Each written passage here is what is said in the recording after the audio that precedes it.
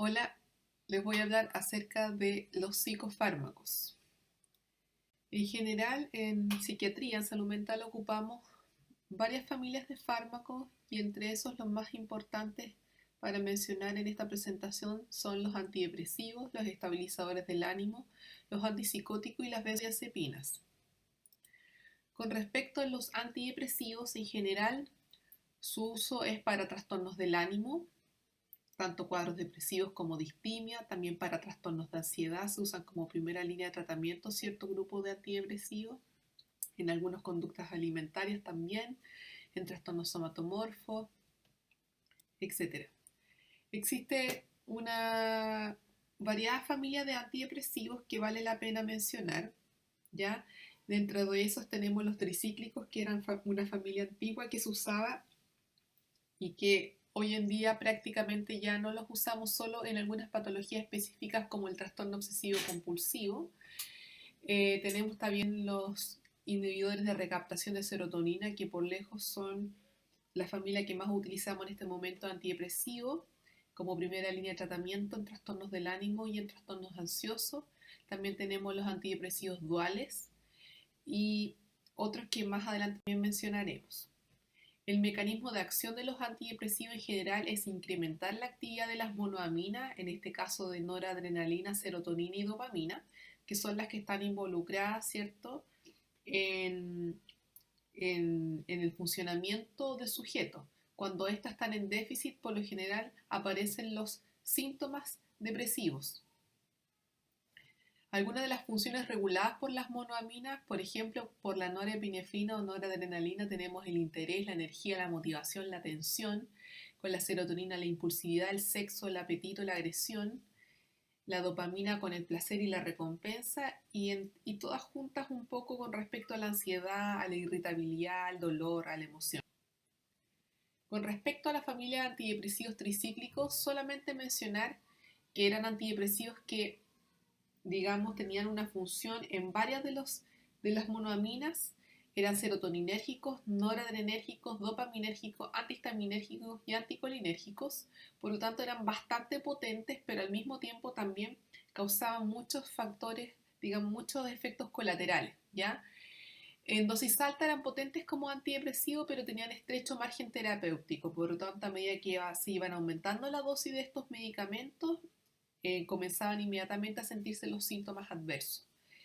Podía haber letalidad con sobredosis debido a esta titulación lenta que se hacía para evitar los efectos colaterales. La respuesta también era mucho más tardía. Y los numerosos efectos colaterales entonces también inducían al abandono de la medicación. Entre ellos teníamos hipotensión, boca seca, arritmia, hipotensión ortostática, retención urinaria, somnolencia, confusión. Y la población geriátrica estaba predispuesta, digamos, a ciertos riesgos como delirium, ¿ya?, o hipotensión ortostática como dentro de los efectos colaterales. Luego, la industria farmacéutica sigue trabajando y aparecen los inhibidores de recaptación de serotonina, que tenían bastantes ventajas sobre los antidepresivos tricíclicos. Eran mucho más seguros, de mucha mejor tolerancia, con una titulación mucho más rápida, por lo tanto el efecto terapéutico también se veía antes. También tienen un perfil antiobsesivo y antipanicoso, cosa que los otros antidepresivos no lo tenían. Tenían un menor impacto entonces en la modificación del umbral convulsivante y en la conducción cardíaca. Y dentro de las desventajas en general es que al comienzo, cuando uno parte con los ISRS, pueden ser un poco ansiogénicos, ¿ya? A veces pueden generar un poquito de insomnio, disfunciones sexuales, algunos pueden generar mayor efectos gastrointestinales, unos más que otros. Cefaleas también están descritas. Y el síndrome de retirada por la interrupción súbita del tratamiento. Dentro de los antidepresivos e inhibidores de recaptación de serotonina más conocidos tenemos la sertralina, que es como la principal, el caballito de batalla, ¿cierto? Donde la dosis de presentación es de 50 miligramos, la dosis mínima de presentación. Se parte con 25 miligramos idealmente los primeros 7 días y luego se aumenta a la dosis mínima terapéutica, que sería los 50 miligramos, y se espera el mes.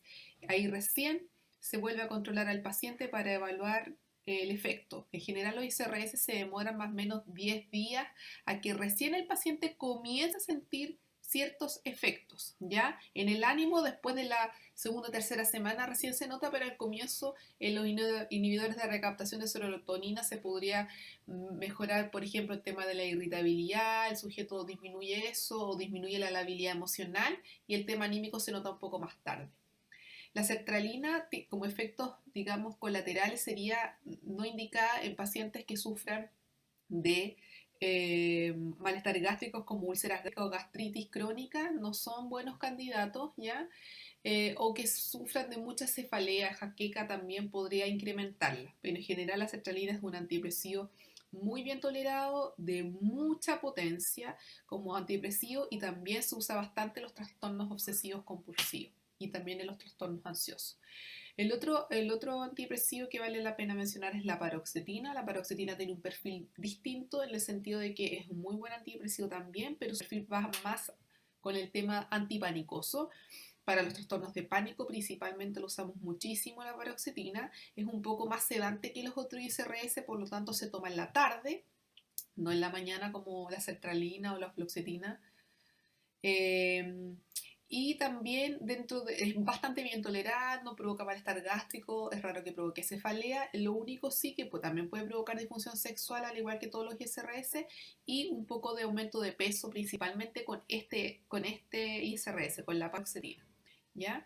Después vale la pena mencionar el escitalopram, que es un perfil parecido a la paroxetina, pero mucho más suave como antidepresivo, mucho más suave y muy bien tolerado, es más suave de todos los ICRS, por lo tanto cualquier paciente que presente efectos colaterales con los otros, el escitalopram en general es muy bien tolerado. La dosis mínima de presentación son 10 miligramos, por lo tanto se parte con 5 miligramos y luego se sube a 10 y se espera el mes para evaluar respuesta. El escitalopram igual puede ser un poco sedante al comienzo, por lo tanto igual es preferible darlo en la tarde y no en la mañana, al igual que la paroxetina. Y el otro antidepresivo que vale la pena mencionar es la fluoxetina, que es muy conocido también, es un ISRS de buena, digamos, tolerancia, muy bien recibido en general por los pacientes que tienen problemas gástricos, en general no lo provoca, se da en la mañana. Y el perfil un poco distinto es que en los pacientes que están obesos o con sobrepeso o con mucho aumento del apetito, la fluoxetina inhibe un poco el aumento del apetito. ¿Ya? La dosis mínima de presentación son 20 miligramos, se parte con 10. La primera semana se sube a 20 y se espera la respuesta. Dentro de los antidepresivos que también vale la pena mencionar que son duales. Duales significa que actúan sobre serotonina, pero también sobre otro neurotransmisor como noradrenalina. En cambio, los ICRS actúan principalmente sobre serotonina.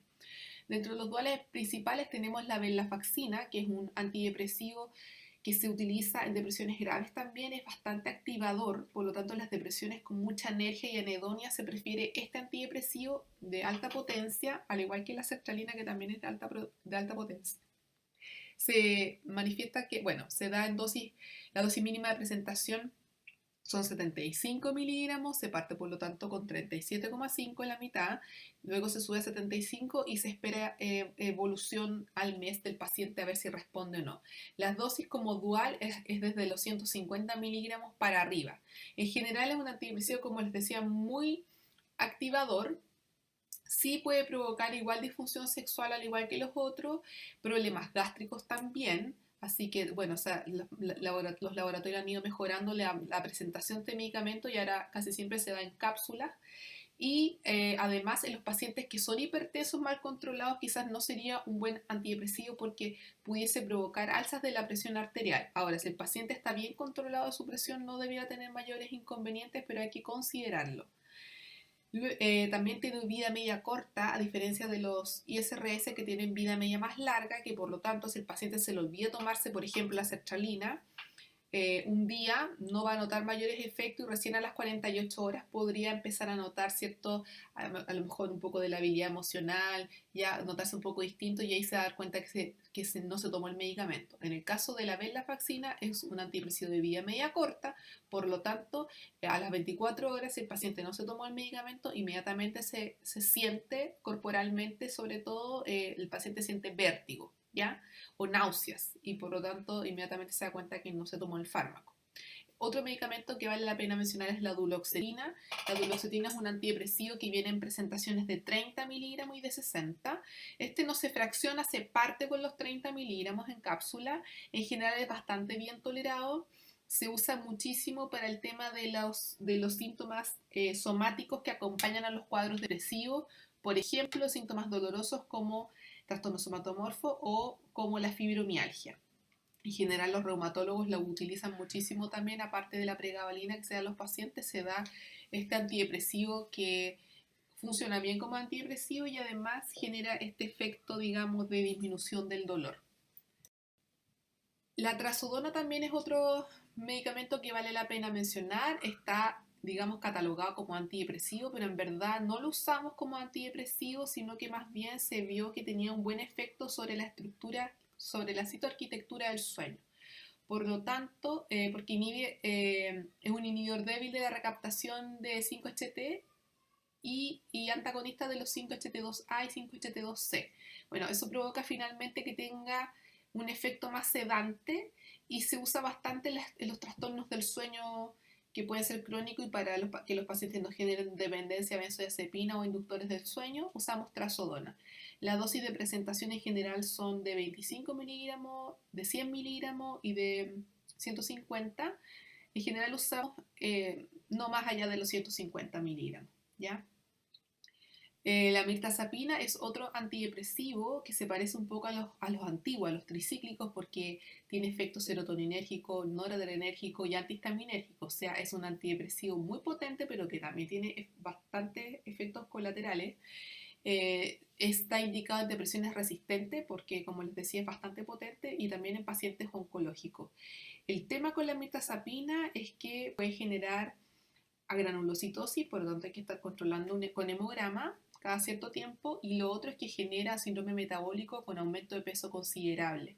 Ya, por lo tanto, en pacientes que ya tienen tema con el peso no está indicada y además es bastante sedante, por lo tanto siempre se da en la noche.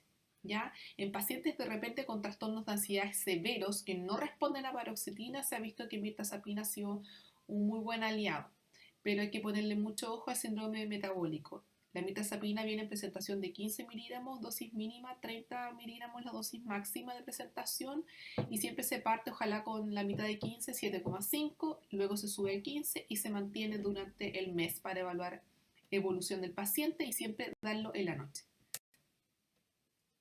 Otro antidepresivo que quizás valía la pena mencionar, que ahí no lo mencioné, es la desvenlafaxina, que es la molécula más depurada de la venlafaxina, que es un fármaco que estamos usando mucho. No está en el sistema público, pero sí vale la pena mencionar porque es como la versión mejorada de la venlafaxina en el sentido de que provoca menos efectos colaterales, está indicado en paciente hipertenso, no genera disfunción sexual, que es igual es importante mencionar, y tampoco genera alteración del peso, ¿ya? Es bastante noradrenérgico, por lo tanto digamos, su indicación es para los pacientes que están con mucha anergia y anedonia y es bastante potente, ¿ya? Y otro antidepresivo que no mencioné ahí es el bupropión. El bupropión también es un antidepresivo bastante, digamos, no tan potente, pero que tampoco provoca disfunción sexual, tampoco provoca alteración del peso y está indicado más bien... como tiene bajo riesgo de viraje, se indica en los pacientes bipolares, ¿ya? En bipolares que estén cursando con un cuadro depresivo, el bupropión es la alternativa porque no corremos el riesgo de que el paciente se exalte y pase, digamos, a presentar un cuadro de hipomanía o de manía. Y además el bupropión se ha visto una buena respuesta en los pacientes que quieren dejar de fumar, el 50% responde bastante bien y los pacientes, digamos, se les quita este deseo compulsivo por el tabaco. El bupropión viene en presentación de 150 como dosis mínima y 300 como dosis máxima y tampoco se titula, se parte con la dosis de 150. Vale la pena mencionar también el síndrome serotoninérgico que ocurre por sobredosis o asociación de agentes serotoninérgicos. Hay que poner ojo ahí cuando uno agrega un antidepresivo y le aumenta mucho la dosis o cuando pones otro antidepresivo más, cuando se asocian. Hay una actividad clínica como cambios del estado mental, hiperactividad autonómica, anormalidades neuromusculares, inquietud tipo acaticia, sacudidas musculares, hiperreflexia, sudoración, y puede llevar incluso a la hipertermia, a la hipertonía y a la rhabdomiólisis con insuficiencia renal, inclusive la muerte. Pero la verdad es que es raro que ocurra en, digamos, en un paciente que esté bien controlado. Solamente sería por ingesta medicamentosa, digamos, utilizado como instinto de autolisis. Ahí tenemos un poco el dibujito del síndrome serotoninérgico, para que lo revisen. Con respecto al otro grupo, al segundo grupo de fármacos que se usan en salud mental, tenemos los estabilizadores del ánimo y aquí tenemos dos categorías principales. Uno lo ocupa el litio y el otro lo ocupan los anticonvulsivantes. ¿Ya? El litio es el fármaco que nosotros más utilizamos como estabilizador del ánimo. La FDA lo aprobó ya en 1970 para el tratamiento de manía aguda y en el 74 como profilaxis para trastorno bipolar. Es un catión monovalente que compite con otros cationes monovalentes y bivalentes. Tiene una vida media promedio de 14 horas. Y la presentación, hay varias presentaciones hoy en día de 300, de 400, de 450. El litio, como les digo, es el estabilizador de ánimo número 1 que nosotros utilizamos para pacientes bipolares. Es bastante potente, es muy bien tolerado, ¿ya? Responde muy bien, sobre todo los bipolares tipo 1 con sus episodios de manía responden perfecto al litio. Y también tiene efecto de prevención en episodios depresivos en trastornos bipolares, ¿ya? El litio en general se excreta casi completamente por el riñón, por lo tanto, antes de usar litio tengo que asegurarme que el paciente tenga una buena función renal, también chequear la función tiroidea porque puede provocar hipotiroidismo y además, en el caso de mujeres en edad fértil, evaluar que no esté embarazada, pedir una beta HCG porque es teratogénico. Se pueden pedir niveles de litio en sangre, que es la litemia, ¿cierto? Para evaluar las dosis terapéuticas, o sea, si estoy en dosis terapéutica con el paciente cuando le estoy dando el litio, y ahí se habla de 0,8 a 1,2 mini equivalentes en el caso de que yo quiera, digamos, alcanzar esta dosis para el paciente, para estabilizar a un paciente. La toxicidad por litio obviamente puede causar daños, problemas cardíacos, gastrointestinales, renales, ¿ya? Y ahí están los estadios de intoxicación por litio. Es raro llegar al estadio 3 a menos que el paciente, insisto, haya hecho una ingesta de litio a propósito de un intento autolítico, pero en general si uno va ajustando el litio de a poco no debería presentar mayores problemas más que temblor distal de extremidad y ahí inmediatamente se baja la cantidad de litio que uno le está dando al paciente. Dentro de los efectos asociados al uso del litio, digamos, efectos colaterales negativos, tenemos la nefropatía con insuficiencia renal crónica, hipotiroidismo subclínico, lo que dije antes, temblor postural fino, compromiso neurológico, efectos dermatológicos, acné, psoriasis. Eso vale la pena mencionar. En pacientes que tienen acné severo, el litio podría empeorar o también con el tema de la psoriasis, incluso podría causar un poco de alopecia. Solo en algunos pacientes, y eso quizás a lo mejor sería motivo para hacer cambio de litio a otro medicamento. Eso y que el paciente obviamente tenga, por ejemplo, un daño renal, ¿ya? El incremento del peso en general es bastante bajo. Los pacientes se mantienen bastante estables. Con respecto a la clasificación de los otros estabilizadores, tenemos el otro grupo que son todos los anticonvulsivantes. Dentro de eso, los que vale la pena mencionar son los que están en amarillo, como la carbamazepina y el valproato o ácido valproico, que son los antiepilépticos de segunda generación, y los nuevos como la lamotrigina, oxcarbamazepina, topiramato. El mecanismo de acción es potenciación de la inhibición GABAérgica, son inhibidores del canal de sodio, inhibición de la excitación glutamatérgica, inhibición de los canales de calcio a nivel presináptico, lo que disminuye la liberación de glutamato. Dentro de este grupo, el ácido valproico es como el símil al litio. Es una sal sódica que se llama valproato sódico, que es hidrosoluble, se metaboliza principalmente por el hígado, ¿ya? Y por lo tanto, aquí tengo que chequear siempre la función hepática del paciente. Este medicamento sí puede generar mayores alteraciones cognitivas, ¿ya? Y puede generar también algún tipo de síndrome metabólico con aumento del peso.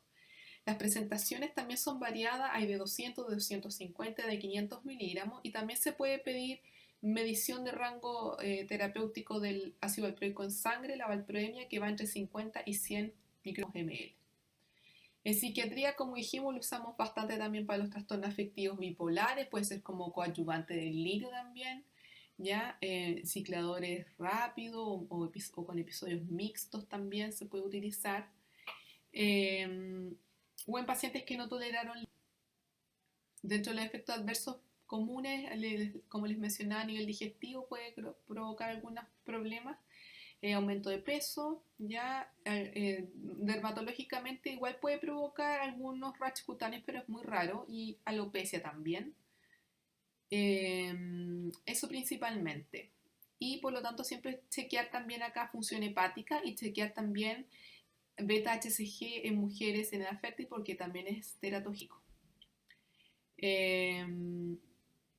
Bueno, hay los efectos adversos, lo que les mencionaba, puede también causar trombopenia, teratogénico y resistencia a la insulina con la alteración de las hormonas sexuales, a veces o ciclos anovulatorios en las mujeres. La carbamazepina sería como muy parecida al ácido valproico, la verdad, es cuando el paciente no tolera ácido valproico, se prueba con carbamazepina, ¿ya? También se puede medir en sangre y las dosis de presentación también son variadas, pero la que más se usa son las de 200 miligramos. El otro antiestabilizador de ánimo que vale la pena mencionar es la oxcarbamazepina, que no es necesario medirlo en sangre, es bastante mejor tolerado y viene en presentación de 300 y 600 miligramos. La verdad que como estabilizador del ánimo no es tan potente como litio ni como ácido valproico, pero también es una alternativa como coadyuvante. Y la lamotrigina, que es otro estabilizador del ánimo que es bastante utilizado, es más suave como estabilizador del ánimo, lo usamos mucho para los trastornos afectivos bipolares tipo 2, porque más que bajar las manías, actúa sobre los cuadros depresivos. Y como los bipolares tipo 2 hacen más cuadros depresivos, aquí la lamotrigina anda bastante bien, genera bastante estabilidad anímica y además, como les mencionaba, potencia el efecto como antidepresivo, ¿ya? La lamotrigina en general es bien tolerada, existen variadas dosis de presentación, se titula muy lento, hay dosis de presentación de 25, de 50, de 100 y de 200. Se parte de 25 miligramos titulando cada 7 o cada 11 días incluso hasta llegar al piso que son los 100 miligramos.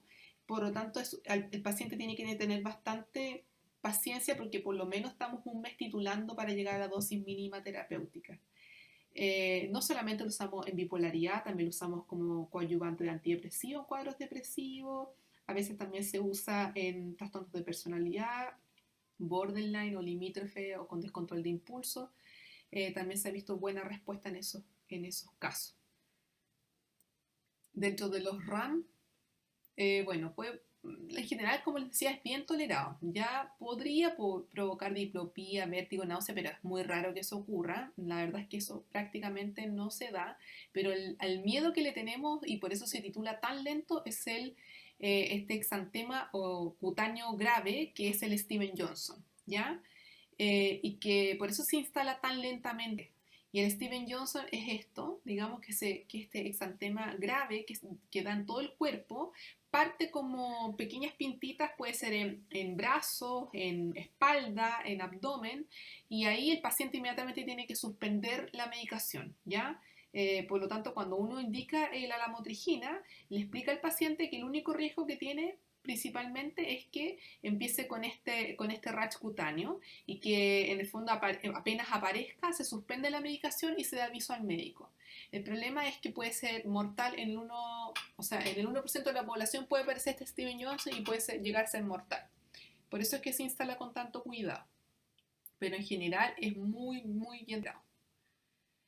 Ya, y topiramato. El topiramato es un anticonvulsivante que en general en psiquiatría lo usamos como coadyuvante de otros estabilizadores del ánimo y también se ha visto, digamos, se ha indicado como un fármaco para ayudar a disminuir de peso en el sentido de que disminuye esta ansiedad por comer en dosis pequeñas, sí, en dosis muy pequeñas, 25 a 50 miligramos, no más que eso, y ha dado bastante buena respuesta. Pero en general es muy poco usado, solamente es usado por especialistas. Y la pregabalina, que sí vale la pena mencionar, es un medicamento muy utilizado, ¿cierto? Tiene como efecto analgésico, anticonvulsivante y ansiolítico. En psiquiatría lo usamos también por este efecto ansiolítico, pero sobre todo por el efecto analgésico. O sea, se usa mucho en los pacientes con fibromialgia, ¿ya? Y en general los cuadros depresivos, en mujeres sobre todo, se pueden asociar a estos trastornos somáticos como la fibromialgia, donde podemos dejar entonces el antidepresivo que les mencioné anteriormente, dual, duloxetina, y asociado se puede dejar la pregabalina y andan bastante bien. Los traumatólogos lo usan mucho, los reumatólogos, los fisiatras usan bastante la pregabalina. La dosis de presentación, hay tabletas de 50, de 75, de 150 miligramos ya. En general nosotros usamos 300 miligramos, se puede usar más o menos al día.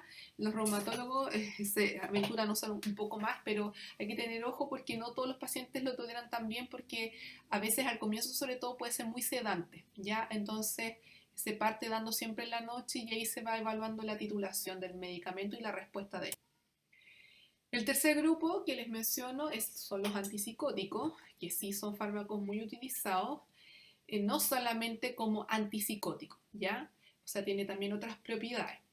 El primer antipsicótico descubierto fue la clorpromacina en 1950, y que estos antipsicóticos o neurolépticos, ¿cierto? Los antiguos, donde en el fondo se pensó que todo su efecto antipsicótico se debía al bloqueo de receptores de dopamina, principalmente los dedos ubicados en los ganglios basales.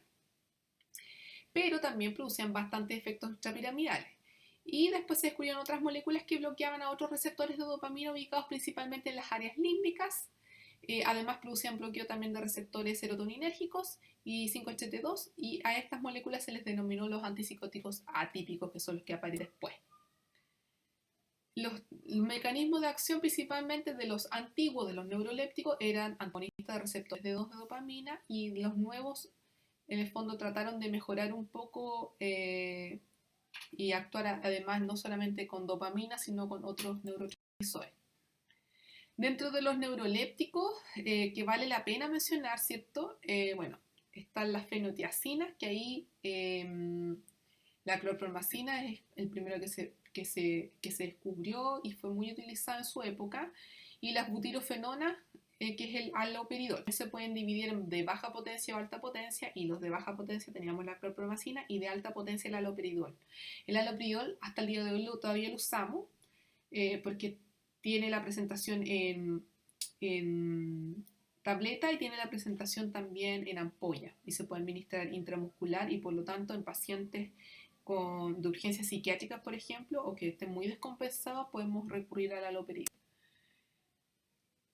Bueno, lo que les dije anteriormente, el efecto de los neurolépticos bloquea los receptores de 2. A nivel del sistema límbico funciona como antipsicótico, en el sistema negroestriatal como síndromes extrapiramidales, que es el problema que tenían, ¿cierto? Y en el eje hipotálamo-hipófisis también pueden provocar hiperprolactinemia. Dentro de los efectos colaterales más frecuentes teníamos las distonías agudas, que está caracterizado por contracciones musculares que son involuntarias, ya que son repetitivas, rotatorias, sostenidas al final del movimiento. Y es distonía aguda porque se desarrolla dentro de la primera semana de que uno da inicio al tratamiento. Casi el 95% se presenta en las primeras 96 horas, o sea, los primeros 4 días, la mayoría ya está presente. La caticia es otro de los efectos colaterales donde también se puede inducir por neuroléptico, y esta sensación subjetiva de inquietud motora, ¿ya? Y puede acompañarse de movimientos de nerviosismo, balanceo de las piernas o de los pies, ya necesidad de caminar. El síndrome neuroléptico maligno es como lo más grave, y en el fondo es poco frecuente pero letal. Fue escrito en 1960, y se ha asociado con una variedad de otros antipsicóticos, con algunos agentes antieméticos también y otros compuestos que afectan a la transmisión de dopamina. Y ocurre entre las 24 y las 72 horas de que se instala el antipsicótico, pero también se podría dar más tardíamente. Y ahí, bueno, hay diaforesia, agitación, taquicardia, eh, eh, inestabilidad autonómica, temblor, hiperreflexia, ¿ya? Hay unos criterios que se llaman criterios de Levenson, donde se va viendo la gravedad del cuadro y ahí habla de temperatura, fiebre mayor de 39, rigidez muscular, elevación de los niveles de CK, y otros criterios menores como taquicardia, fluctuación de presión arterial, taquipnea, alteración de niveles de conciencia, diaforesia y leucocitosis. La disinesia tardía también es otro efecto colateral, donde hay un trastorno del movimiento que aparece con el uso pero crónico de los fármacos. No es como la distonía aguda que aparecía en los primeros 4 días, sino que esta aparece mucho después. Y hay distintos tipos, pero la que más se conoce, ¿cierto? Está la corea bucolingual, o disinesia bucolingual, ¿ya? Y que hay movimientos de la lengua involuntarios, incoordinados, sin una finalidad aparente, eh, y que puede ir, digamos, leve hasta incluso una hiperquinesia que interfiere incluso con el habla o con la masticación y la deglución. ¿Qué es lo que les mencionaba anteriormente? Los antipsicóticos atípicos aparecen después, ¿cierto? Que son todos estos antipsicóticos nuevos que trataron no solamente de disminuir los síntomas de delirio y de alucinaciones, sino que también se ha tratado de ir buscando mejorar la sintomatología de los síntomas negativos en los pacientes, por ejemplo, con esquizofrenia, ¿ya? En orden más o menos, la risperidona es como de los más antiguos, un poquito más parecido quizás a los clásicos, a los neurolépticos. Vienen en presentación de 1, viene en presentación de 0,5 creo en el laboratorio que la tiene, en presentación de 3 miligramos también y en gotas. La risperidona es casi de primera elección siempre para los cuadros psicóticos. Tiene mayor probabilidad de hacer síndrome extrapiramidales o de hiperprolactinemia también, ¿ya? Ojo que también puede provocar aumento de apetito, tiene por lo tanto un riesgo metabólico intermedio, no tan alto como otros, pero igual lo tiene. Y en general la risperidona funciona bien como antipsicótico, pero también nosotros lo dejamos mucho, por ejemplo, en pacientes para descontrol de impulso, ¿ya? Pacientes que están con ideación suicida. Se deja un toquecito de risperidona, 1 miligramo, por ejemplo, en la noche. Ojalá siempre los antipsicóticos partir en la noche porque pueden ser sedantes al comienzo y baja bastante la impulsividad del paciente. La olanzapina es otro antipsicótico atípico que vale la pena mencionar, que es muy, muy usado porque también tiene una presentación, al igual que el haloperidol, de forma intramuscular, que es el Ciprexa. También tiene el Ciprexa acidis, que es bucodispersable y sublingual, digamos, y la olanzapina oral. Viene en presentación de 5, de 10 miligramos, la ampolla es de 10 miligramos también, es muy alta potencia, se usa también como estabilizador del ánimo en pacientes bipolares maníacos, por ejemplo, mientras nosotros instalamos el estabilizador del ánimo, eso toma algunos días. La olanzapina es nuestro ayudante, digamos, para poder estabilizar mayormente al paciente. El problema de la olanzapina es que tiene un síndrome metabólico bastante alto, por lo tanto hay que poner ojo con el tema del aumento de peso y también es bastante sedante, ¿ya? Se usa también, bueno, para todos los cuadros psicóticos, trastorno delirante, esquizofrenia, esquizofreniforme también se puede usar, para las bipolares lo usamos mucho, para las urgencias psiquiátricas en general es bastante recomendable. La quetiapina es otro antipsicótico que en general como antipsicótico no lo usamos tanto, pero sí se ha visto que actúa bien como potenciador de antidepresivo, para descontrol de impulso, para los pacientes con demencia, ¿ya? Y que no se puede usar en pacientes mayores benzodiazepinas para que estén más tranquilos, sino que se les prefiere dejar la quetiapina. La dosis de presión mínima son 25 miligramos, también se usa para los trastornos del sueño, también anda bastante bien, ¿ya? Y la dosis de presentación máxima hay hasta de 200 miligramos. Y la quetiapina en general es como en el fondo Por eso les digo que ojo con el rótulo de antipsicótico en general, no solamente lo usamos como antipsicótico, sino que se les ha visto que tienen otras funciones también, bastante importantes. También puede generar riesgo metabólico intermedio, puede haber aumento de peso, sobre todo en dosis más altas, así que también hay que poner ojo con los pacientes. El aripiprazol es otro antipsicótico que vale la pena mencionar, se usa bastante también, es de los que tiene menor riesgo metabólico, ya muy bajo, es bastante bien tolerado, existen presentaciones de 5 miligramos, de 10 miligramos, de 15 miligramos y de 30 miligramos. La dosis máxima que usamos son 30 miligramos casi siempre y se usa bastante para pacientes bipolares, para pacientes con psicosis.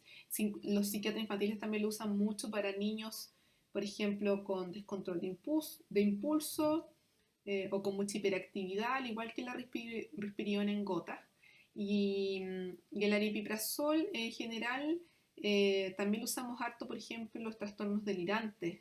En los trastornos de conducta alimentaria también se ha visto buena respuesta. En los trastornos obsesivos compulsivos asociados con ISRS en altas dosis, el aripiprazol también es una buena opción de tratamiento. Y prácticamente tampoco tiene efecto de síndrome extrapiramidal, muy raro que eso ocurra. Y como les decía, con respecto al tema metabólico, anda bastante bien. Y por último, así muy corto, con respecto a la benzodiazepina, cierto, tiene un efecto ansiolítico, sedante, anticonvulsivante y miorrelajante. Ojalá siempre indicar la dosis mínima eficaz. ¿Por qué? Porque puede generar dependencia, que sería como el gran problema. Eh, Hay que evaluar ahí el riesgo versus el beneficio y en general si bien indicada no habría mayores inconvenientes. ¿Ya? Ahí está el mecanismo de acción, es un agonismo del receptor GABA, tiene lugar de acción para barbitúrico y etanol, potenciando acción de inhibidora del GABA. El metabolismo es hepático principalmente, salvo el lorazepam, que es principalmente renal, el lorazepam. Y el lorazepam también tiene vía de administración intramuscular, así que también esa es una benzodiazepina que nosotros lo utilizamos para urgencias psiquiátricas. La vía media se utiliza como criterio de elección y clasificación en general para las benzodiazepinas, ¿ya? Por ejemplo, las de vía media corta, súper corta, como el midazolam, ¿cierto? Que es más como para realizar exámenes o cosas por el estilo. Después tenemos la de acción intermedia, que como el lorazepam y el alprazolam, y tenemos las de vía de acción larga, digamos como el diazepam y el clonazepam, que son las que más utilizamos nosotros, clonazepam principalmente, en psiquiatría, ¿ya? Y se puede incluso dar en 2 dosis diarias.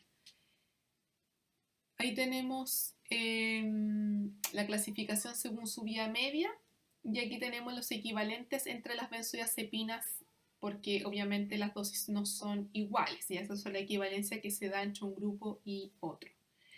Y por último, bueno, con la intoxicación por benzodiazepina obviamente se puede causar la muerte, pueden haber otras cosas como ataxia, letargia, hipotermia, hipotensión, coma, y el tratamiento para la intoxicación por benzodiazepina sería el flumazenil, que es un antagonista competitivo de las benzodiazepinas y revierte todos los efectos centrales, ¿ya?